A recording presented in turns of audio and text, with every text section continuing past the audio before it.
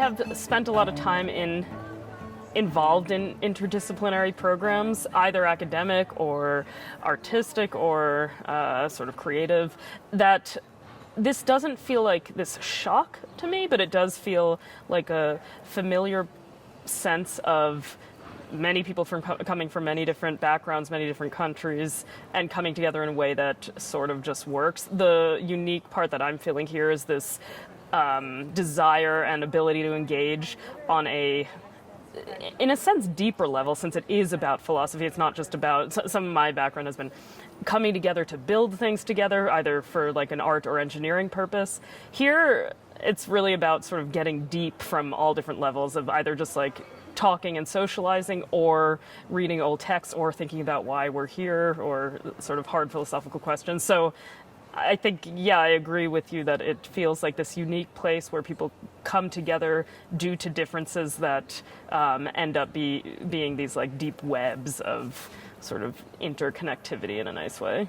I'll tell you my background, but the work that I've been doing the past probably like almost 10 years, maybe not quite, but maybe 8 years, has been bridging hands-on fabrication, which to me has been sort of electronics combined with mechanical fabrication and building, with a little bit of software to get electronics working, but building things that move and sense the world and interact with the world. So I guess robots is one way of describing this, for both an aesthetic exploration, but also to to engage people in interesting ways, but also to sort of solve problems. So like one project I built it started out as just an exploration of how to build something that people could have access to help clean up oil spills when they happen.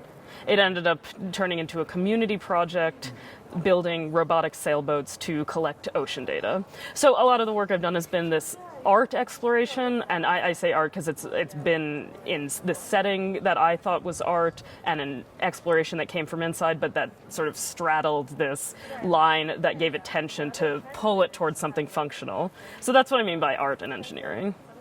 So that brought me to EGS because I think that it's been a tension I haven't been able to figure out. Is it that I'm doing work because it comes from inside, or I'm doing work because I want to answer questions about the world? And that's always been my background, actually. Even like more than 10 years ago in university, has been studying biology and hard sciences, plus a mix of classical piano. That was a long time ago, so it's always been this creative plus this technical.